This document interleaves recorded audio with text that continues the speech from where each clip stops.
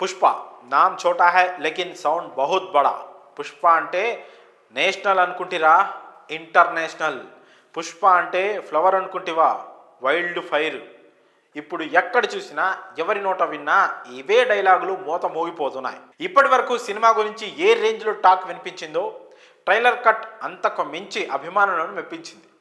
నిమిషాల్లో social media అంతా పుష్పమయమైపోయింది. ట్రైలర్లో సస్పెన్స్లు, యాక్షన్ సీన్స్ తారస్థాయిలో ఉండడమే కాకుండా కొత్త క్యారెక్టర్స్ పరిచయం అందరికీ ఇంకాస్త ఆశ్చర్యాన్ని కలిగించాయి. దీంతో అభిమానులు ట్రైలర్లోని ప్రతి ఫ్రేమ్ను డీకోడ్ చేస్తున్నారు.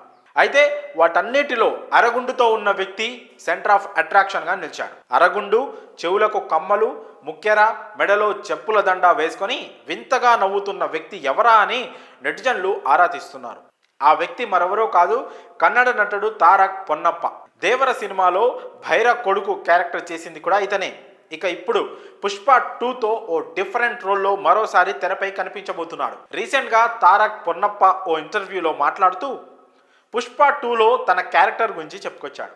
ఆ రోల్ పాజిటివ్గా ఉంటుందా, నెగిటివ్గా ఉంటుందా అని అడిగితే చాలా పాజిటివ్, అలాగే నెగిటివ్గా కూడా ఉంటుందని చెప్పాడు. దీంతో ఇదేదో బాహుబలిలో కట్టప్ప క్యారెక్టర్లా ఉండబోతుందని అప్పట్లో టాక్ వినిపించింది. ఇక ఇప్పుడు ట్రైలర్ను చూస్తే తారక్ చెప్పిన దానికి సరిగ్గా సరిపోతోంది. పుష్పరాజ్కు వెన్నుపోటు పొడిచే క్యారెక్టర్ ఇదే అయి ఉంటుందని అంతా కామెంట్స్ చేస్తున్నారు. దీనికంటే ముందు శ్రీవల్లి క్యారెక్టర్ కూడా ఇలాంటిదే అనే టాక్ నడిచింది. మరోవైపు సినిమాలో పుష్పరాజ్ చనిపోతాడా అంటూ ఊహాగానాలు, సందేహాలు కూడా నెలకొన్నాయి.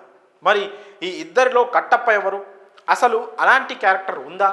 ఇలాంటి ప్రశ్నలతో అంతా సినిమా కోసం చాలా ఈగర్గా వెయిట్ చేస్తున్నారు. ఇవన్నీ తెలియాలంటే మాత్రం ఇంకొన్ని రోజులు వెయిట్ చేయక తప్పదు.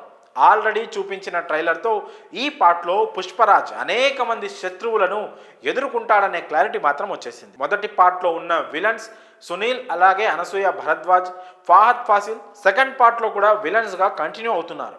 అయితే శత్రువుకి శత్రువు మిత్రుడు అన్నట్లు పుష్పరాజ్ మీద పగతో ఈ ముగ్గురు ఒక్కటవుతారని ఓ షాట్ను బట్టి అర్థమవుతోంది. వీరితో పాటు ఇంటర్నేషనల్ లెవెల్లోనూ పుష్పరాజ్కు శత్రువులు పెరిగిపోయారని అర్థమవుతోంది. మొత్తానికి ఫుల్ లెంత్ యాక్షన్ డ్రామా, ఫైట్లు, సస్పెన్స్లు, ఎలివేషన్స్తో బొమ్మ అదిరిపోయేలా కనిపిస్తోంది. డిసెంబర్ 5న షో పడితే కానీ అసలు కథ ఏంటో అర్థం కాదు. మరి ఈ లేటెస్ట్ అప్డేట్పై మీ అభిప్రాయాలను కామెంట్స్ రూపంలో తెలియజేయండి.